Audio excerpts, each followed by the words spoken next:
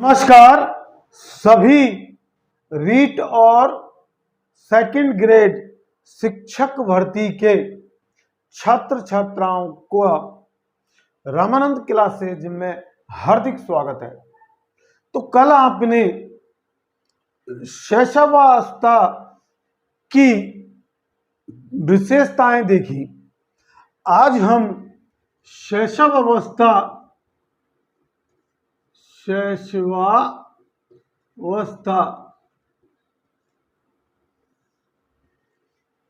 के बारे में महत्वपूर्ण पद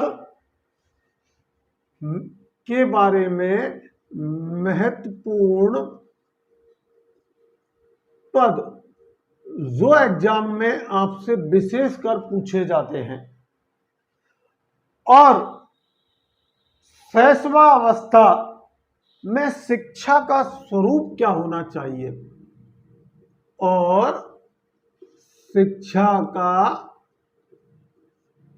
स्वरूप, इसके बारे में आज हम चर्चा करेंगे। तो सबसे पहले उन मुख्य बातों को देख लें जो पेपर में हमसे इस अवस्था के बारे में पूछी जाती हैं। आपसे पूछा जाता है कि सीखने का आदर्श काल किसे कहा जाता है। सीखने का आदर्श काल किसे कहा जाता है? तो शैशवावस्था को। और ये सीखने का आदर्श काल शैशवावस्था को किसने कहा था? वैलेंटाइन। किसने कहा था? वैलेंटाइन ने।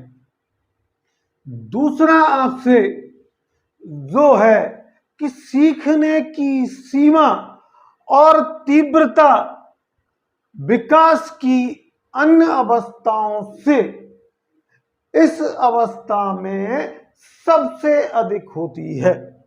तो आपसे प्रश्न यूं कहेगा कि किस अवस्था में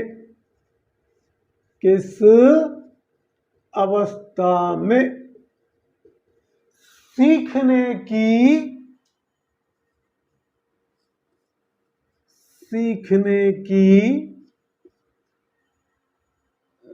प्रवृत्ति और तीव्रता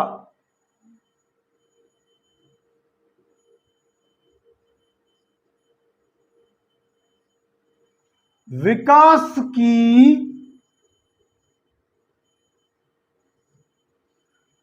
अन्य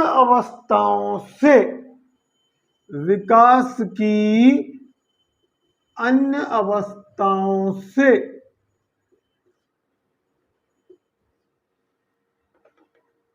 अधिक होती है। तो भी आपका उत्तर क्या होगा? शैशवावस्था। लेकिन ये शब्द किसने कहा, ये आपसे पूछ ले तो वाटसन।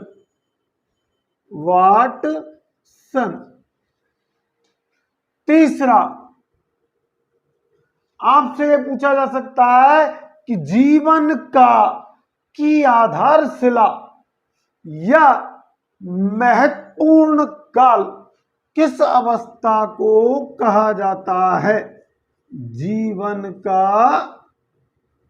की आधारशिला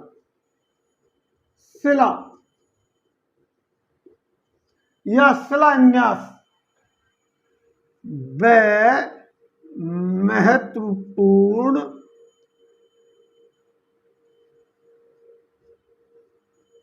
काल किसे कहा जाता है? तो भी आपका उत्तर क्या होगा? शैशवावस्था। आपसे यूं कह दे कि अतार्किक चिंतन की अवस्था, अतार्किक चिंतन की अवस्था। कौन से काल को या किस अवस्था को कहा जाता है? तो भी आपका उत्तर होगा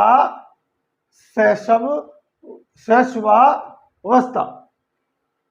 इसके बाद आपसे यूं कहते वक् की अवस्था किसे कहते हैं?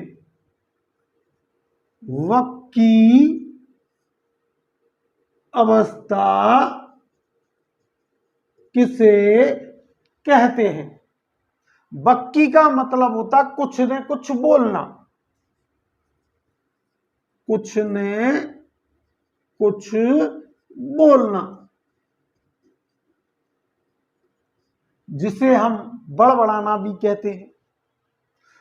तो वक्की अवस्था बालक की किस अवस्था को कहा गया है? शैशवावस्था को। फिर आपसे पूछ ले कि खिलौनों की आयु, खिलौनों की आयु किस अवस्था को कहा गया है? तो भी आपका उत्तर ये होगा।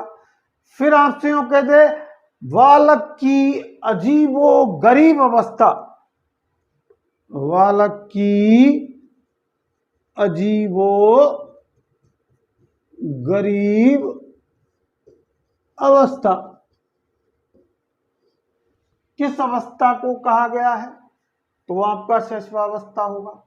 आपसे यूं कह दे कि खतरनाक काल या अपीली काल किसे कहा जाता है बालक का? खतरनाक व अपीली काल किसे कहा जाता है? तो आपका उत्तर होगा शैशवावस्था। आपसे यूं भी कह सकता है कि 20वीं शताब्दी का बालक किस अवस्था को कहा जाता है? और किसने कहा? तो क्रो एंड क्रो। और इसके बारे में पूछ ले कि खतरनाक व्यापीली काल किसने कहा? तो श्रीमती हरलॉक ने, श्रीमती हरलॉक। तो ये इस अवस्था की महत्वपूर्ण बातें थी जो आपको किसी भी रूप में ऑप्शन में दे करके आपसे क्वेश्चंस पूछे जा सकते हैं। अब शैशवावस्था की शिक्षा का स्वरूप जो है वो हमारा वाटसन और स्ट्रिंग द्वारा निम्नलिखित बिंदुओं के आधार पर किया गया। तो उचित वातावरण, इस अवस्था में यदि बालक को या शिशु को उत्तम अवस्था विकास के लिए प्रदान करनी है या उसकी आधारशिला बनानी है तो उसको उचित वातावरण शिक्षक और माता पिता के द्वारा उपलब्ध कराया जाना चाहिए।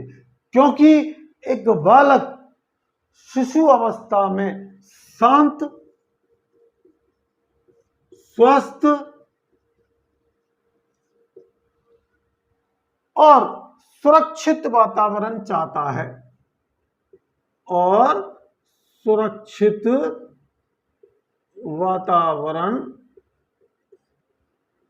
चाहता है। यदि वो इसे नहीं मिलेगा तो फिर उसकी शैशव अवस्था में शिक्षा का सही स्वरूप तैयार नहीं हो सकता और घर व विद्यालय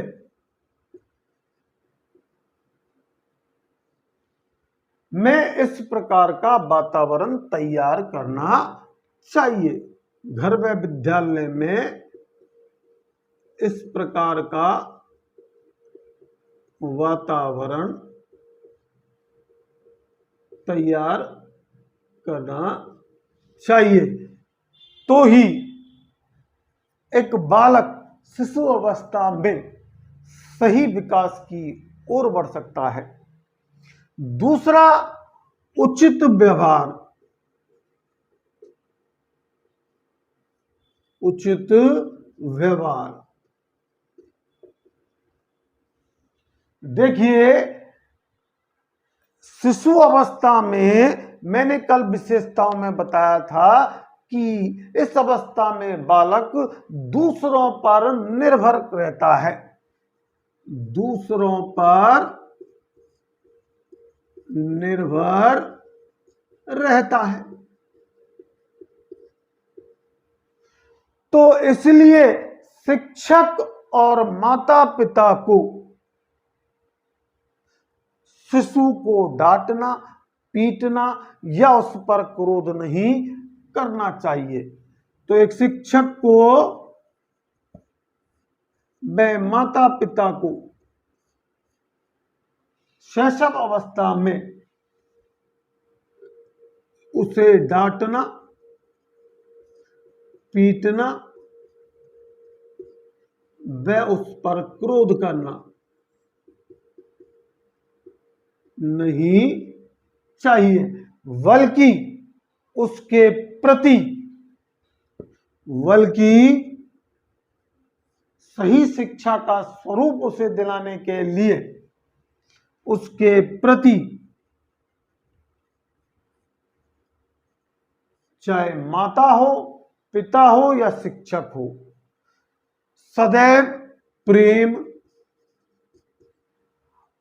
शिष्टता और सहानुभूति का व्यवहार करना चाहिए। प्रेम, शिष्टता व सहानुभूति का व्यवहार करना चाहिए, अगर आप उसको एक उत्तम शिक्षा प्रदान करना चाहते हैं।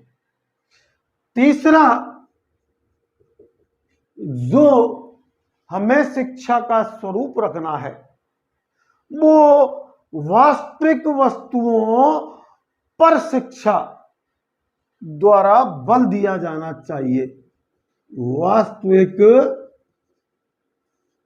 वस्तुओं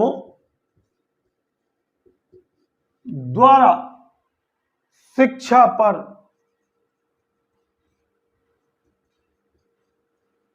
बल देना चाहिए, यानी वास्तविक वस्तुओं द्वारा ही शिक्षण पद्धतियों को अपनाना चाहिए। क्यों अपनाना चाहिए?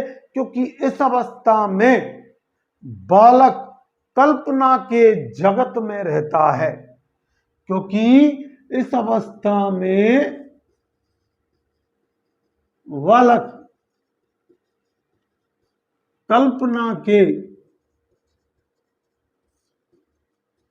जगत में विचरण करता है और उसी को वो अपना वास्तविक संसार समझता है और उसी को अपना वास्तविक संसार समझता है। इसलिए मोंटेसरी पद्धति का प्रयोग करना चाहिए।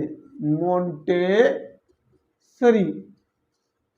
पद्धति का प्रयोग करना चाहिए। इस पद्धति में परियों की कहानी से बालक को दूर रखने के लिए कहा गया है और वास्तविक वस्तुओं का प्रयोग करते हुए उसे शिक्षा प्रदान की जानी चाहिए। तो चौथी जो हमारी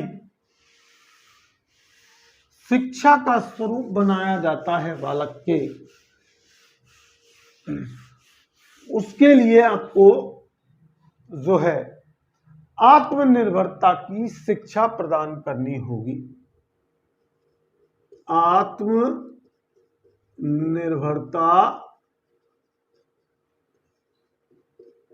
की शिक्षा, कैसा स्वरूप तैयार करना है?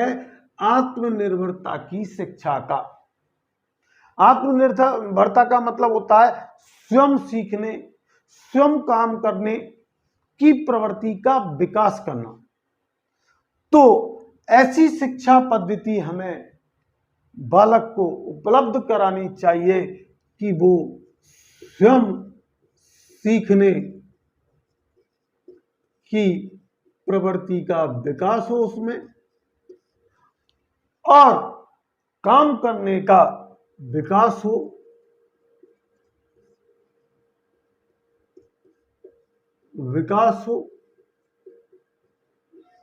तथा उसे काम विकास करने के लिए प्रेरणा मिले, और अपने विकास करने के लिए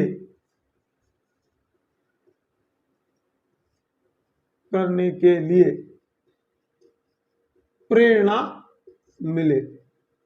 ऐसे वातावरण में उसे शिक्षा प्रदान करनी चाहिए, और ये तभी संभव है जब उसे स्वतंत्रता प्रदान करके आत्मनिर्भर बनाया जाए। इसलिए उसे स्वतंत्रता प्रदान करनी चाहिए।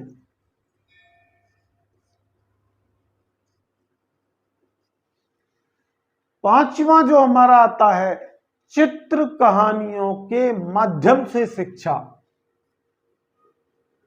चित्र कहानियों के माध्यम से शिक्षा।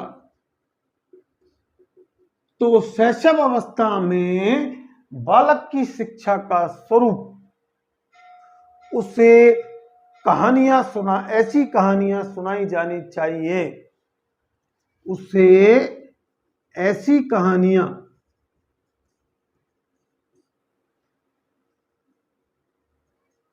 सुनाई जानी चाहिए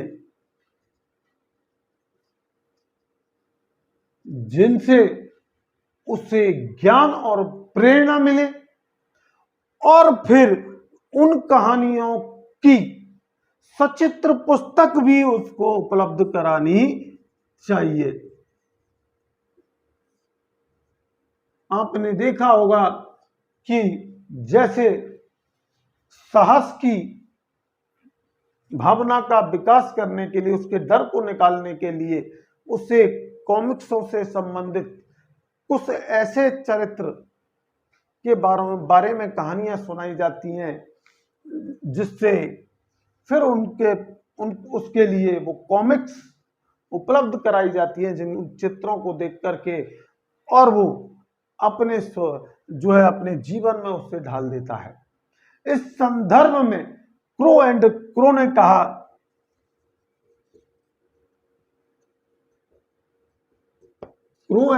ने कहा कि 5 वर्ष का शिशु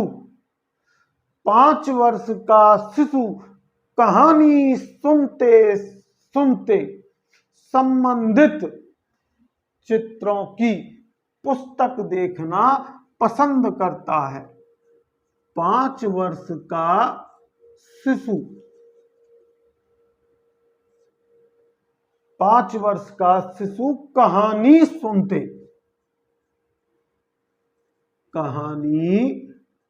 सुनते हुए वो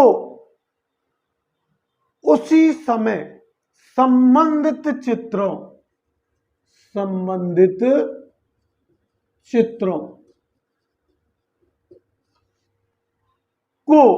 की पुस्तकों को भी देखना पसंद करता है।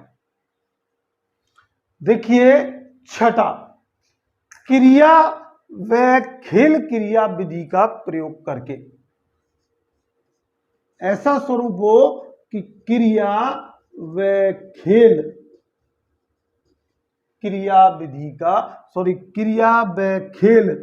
विधि का प्रयोग करके शिक्षा प्रदान की जानी चाहिए।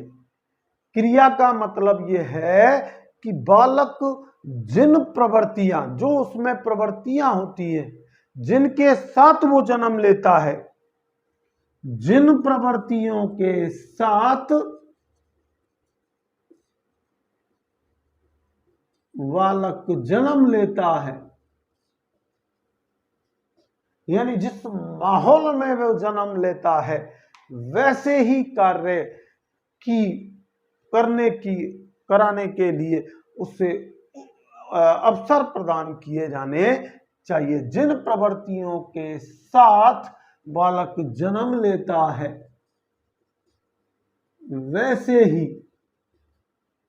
शिक्षा पर उसे बल दिया जाना चाहिए। अब देखिए, क्रिया का हो गया खेल। तो स्ट्रैग ने इस बारे में कहा कि शिशु अपने और अपने संसार के बारे में अधिकांश बातें खेल खेल में सीख जाता है। तो ऐसे खेलों का आयोजन किया जाना चाहिए जिससे कि बालक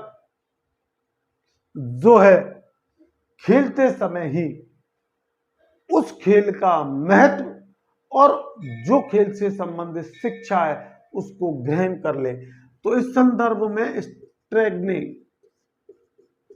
बहुत अच्छा कथन कहा है कि शिशु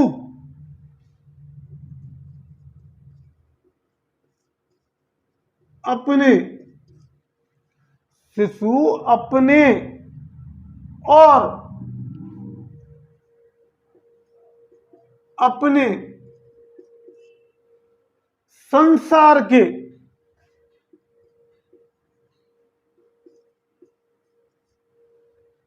अधिकांश बातों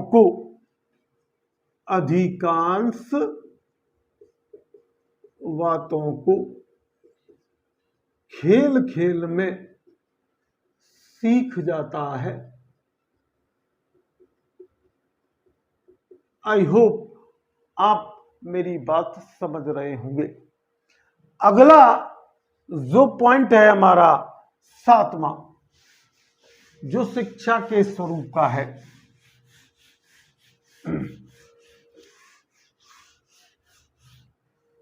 तो 7वें पॉइंट की ओर हम जाते हैं और 7वां पॉइंट है जिज्ञासा की संतुष्टि।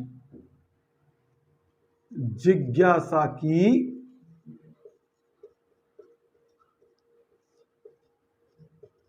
संतुष्टि। अब मैं थोड़ा वीडियो में थोड़ा जल्दी ले रहा हूं कि क्रो और क्रोन ने जिज्ञासा की संतुष्टि के संदर्भ में यह कहा कि शिशु शीघ्र ही अपने आसपास की वस्तुओं के संबंध में जिज्ञासा व्यक्त करता है और उससे संबंधित प्रश्न पूछता है। इसलिए शिक्षक और माँ बाप को उसकी जो प्रश्न वो पूछता है उसकी उस जिज्ञासा को शांत करना अनिवार्य होना चाहिए। तो जिज्ञासा की संतुष्टि पूर्ण उसकी शिक्षा प्रदान करनी चाहिए। 8वां, निहित गुणों का विकास। निहित गुणों का विकास। निहित गुणों से आप क्या समझते हैं कि शिशु में अनेक गुण स्वयं उसमें होते हैं। इन गुणों का विकास करते हुए ही जो शिशु में जन्मजात गुण होते हैं या प्रवृत्ति होती है, उन प्रवृत्तियों का विकास करते हुए शिक्षक व माता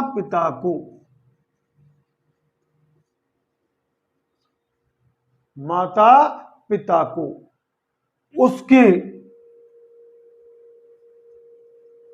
गुणों का विकास करते हुए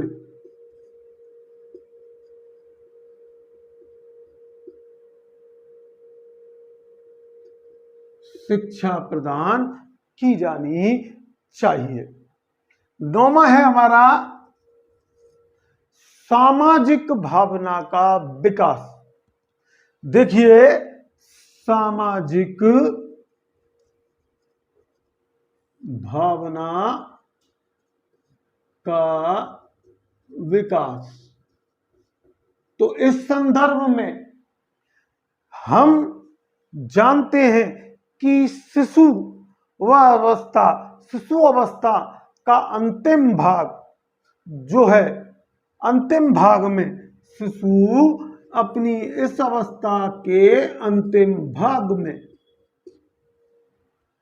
एक दूसरे शिशुओं के साथ खेलना पसंद करता है, यानी समूह में खेलना पसंद करता है।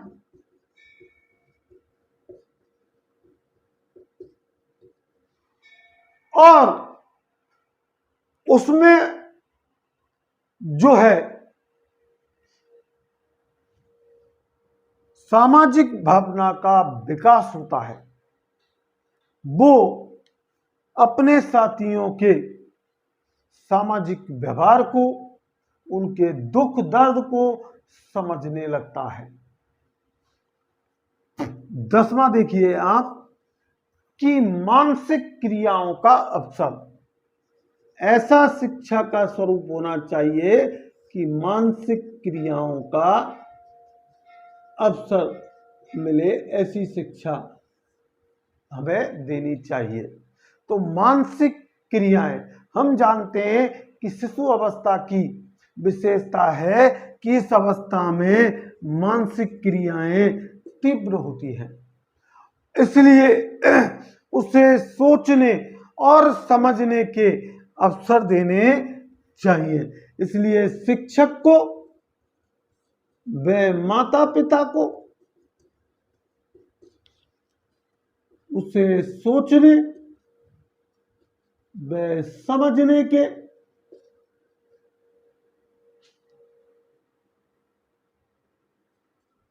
अवसर देने चाहिए। 11वीं है हमारे अच्छी आदतों का निर्माण।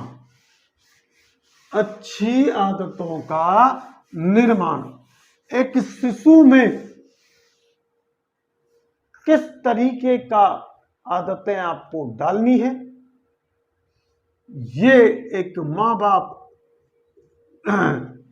और उसके शिक्षक पर निर्भर करता है। तो माँ बाप और शिक्षकों को अच्छी आदतों का निर्माण करना चाहिए। चाहे इस काल में बालक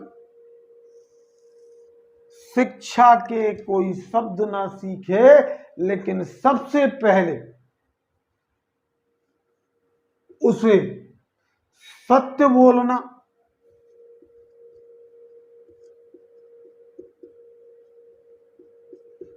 बड़ों का आदर करना,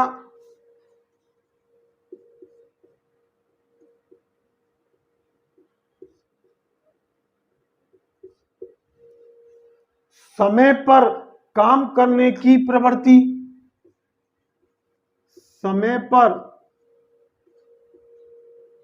काम करने की प्रवृत्ति, और अन्य ऐसी आदतों को विकसित करना चाहिए जिससे कि उसका सर्वांगीण विकास हो सके। तो ड्राई डेन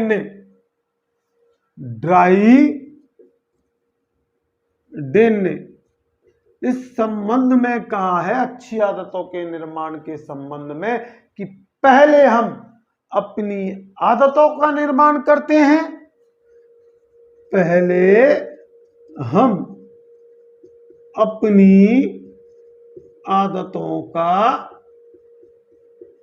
निर्माण करते हैं,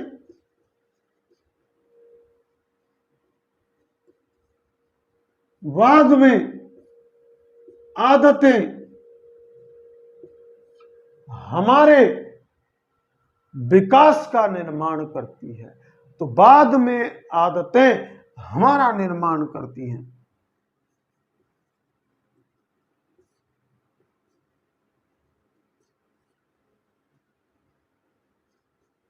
ये कथन प्रैक्टिकली रूप से चरितार्थ भी होता है। तो 12वीं अंतिम जो विशेषता है वो देखिए आप, विभिन्न अंगों की शिक्षा। विभिन्न अंगों की शिक्षा। तो शैशव अवस्था की जो शिक्षा का स्वरूप है वो उसकी ज्ञानेंद्रियां और कामेंद्रियों से संबंधित शिक्षा उसे दी जानी चाहिए। ज्ञानेंद्रियां व कामेंद्रियां के बारे में उसे शिक्षित कराना चाहिए। बालक के हाथ, पैर, नेत्र प्रारंभिक शिक्षक हैं। प्रारंभिक शिक्षक होते हैं। उसके हाथ, उसके पैर और उसके नेत्र प्रारंभिक शिक्षक होते हैं। इन्हीं के द्वारा वो 5 वर्ष में, इन्हीं के द्वारा वो 5 वर्ष में अपने सोचने समझने की शक्ति को विकसित कर लेता है। तो आज हमने शिक्षा का शैशव अवस्था में कैसे स्वरूप होता है ये देखा, और शैशव अवस्था से जुड़े हुए महत्वपूर्ण पद देखे। कल की वीडियो में हम जो है विभिन्न मनोविद के द्वारा जो शैशव अवस्था के काल बताए गए हैं, अलग अलग उन कालों के बारे में देखेंगे और उन अवस्थाओं को देखेंगे कि किस मनोविद ने कैसे कैसे शैशव अवस्था का विवरण किया है। तो अगर आपको ये वीडियो अच्छा लगा हो तो ज़्यादा से ज़्यादा शेयर करें, लाइक करें और